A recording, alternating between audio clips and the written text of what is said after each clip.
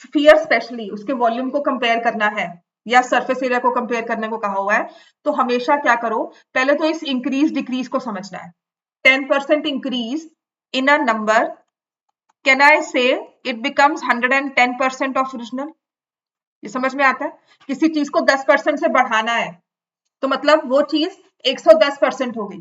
ये बात समझ में आती है, राइट? तो पहले यही चीज समझो, बिकॉज ये परसेंटेजेस आपने क्लास 8th में किया था और वो भी बहुत थोड़े वे में किया होगा।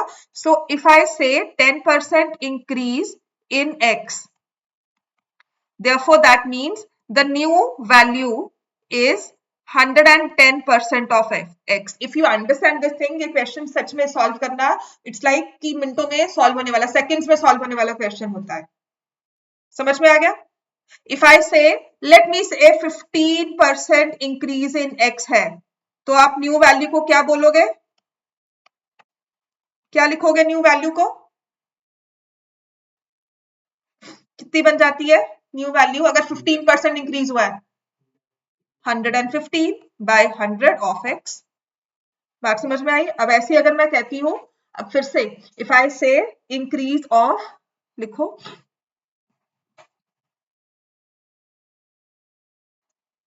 5% इंक्रीज इन x, तो क्या लिखोगे?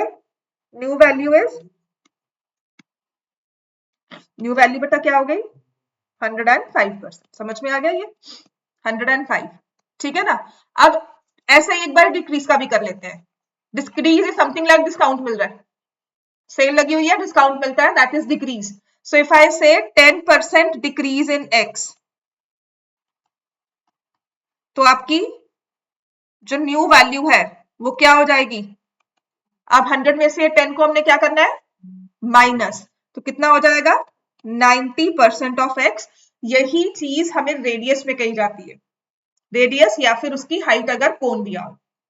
बात समझ में आ गई? किसी साइड को इंक्रीज कर रहे हो, ट्रायंगल की साइड, वो भी क्वेश्चन करवाऊंगी, sides of triangle are doubled, what happens to the area, ठीक है? वो भी क्वेश्चन करवा देती हूँ। समझ में आ गई? पहले अगर इतनी चीज समझ में आती है तो फिर उसके बाद भी प्रोसीड कि हमने अब सॉल्व कैसे करना है। तो हमारे पास यहां पर होगा ओरिजिनल रेडियस, x लेना है या r लेना है? r लिया। न्यू रेडियस क्या हो जाएगा? 10% इंक्रीज है तो क्या लिखोगे? New radius is 110% of x, तो यहां से लिखोगे 11x/10 लिख दोगे यूनिट्स, 11r। समझ में आ गया ना? ये समझ में आ गया सबको, राइट? अब हमें क्या करना है, हमेशा कंपेयर करने को कहा हो, कुछ भी कहा हो, ऑलवेज फाइंड द रेशियो।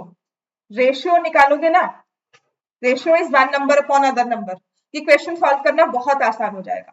पहले तो बताओ जी वॉल्यूम ऑफ स्फीयर क्या होता है? 4/3 पाई आर क्यूब, है ना? तो यहां पर r यूनिट्स रेडियस है, क्या हो जाएगा? 4/3 पाई आर क्यूब। और दूसरे वाली नई रेडियस के साथ बताओ क्या लिखोगे? 4/3 पाई 11r/10 का होल क्यूब।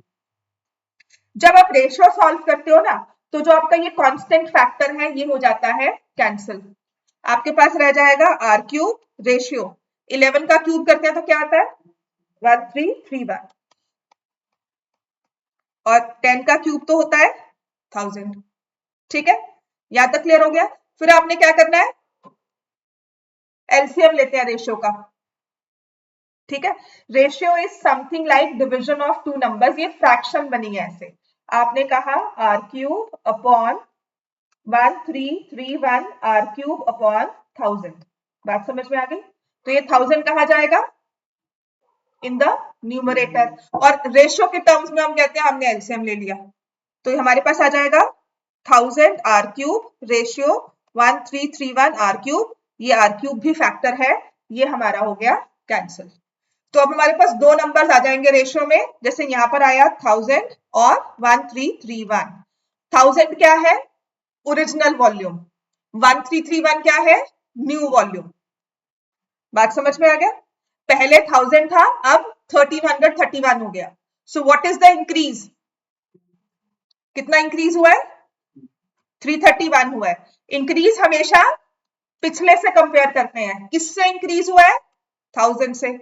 फिर हमें क्या करना है, इसको मल्टीप्लाई करना होता है परसेंटेज में, 100 से मल्टीप्लाई कर सकते हो, तो यहां से मेरे पास आ जाएगा 33.1%. The new volume has become 33.1% of the original.